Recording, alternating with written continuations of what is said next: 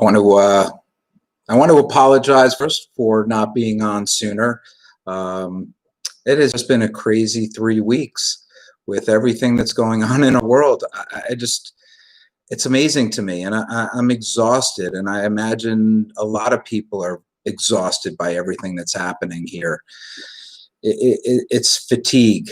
In any event, I want to get to a couple of important points, and the reason why I'm making this video, because there are two, aside from everything else, there are two massive issues. Again, aside from everything else, not that anything else is that less important, but these aren't being talked about as much. Everyone's so hyper focused on the pandemic and Trump and Biden. But here's the thing. We have a situation coming up where, let's say, Trump gets elected. Now, if that happens, aside from all the other things that are going to happen, DACA is going to go away, and the Paris Agreement is going to go away. It's already known. It's already set. The date for the Paris Agreement, I believe, is the day after inauguration. For DACA, I think that's sometime in the beginning part of July. You got to understand the importance of these two programs, not only to us, but to the entire world, pretty much. And the devastation that would take place if these two programs, if we were not basically to get back into them. And for all intents and purposes, if Trump gets elected and has a second term, Paris Agreement ends January 21st, and DACA will end in July.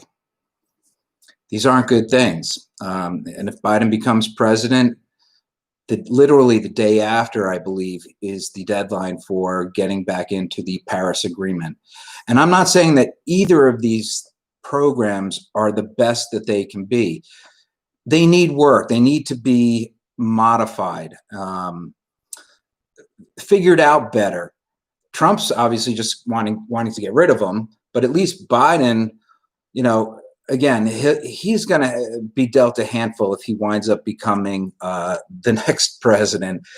And honestly, the next 4 years aren't going to be easy, especially 21 and into 22. And the economy, I mean, what I'm seeing going on that's not being talked about much, it's amazing to me. And it's unfortunate, but we're going to get through it at some point, but it's not going to be easy. And that's why in 24, I'll hopefully be able to run, and that is my plan, as an independent candidate, where I can bring some unique ideas to the table, legitimate ideas, real ideas, things that will get our state, our United States, back in order, because we are not in order, and the rest of the world is looking at us wondering in amazement and shock and disbelief what's happening here.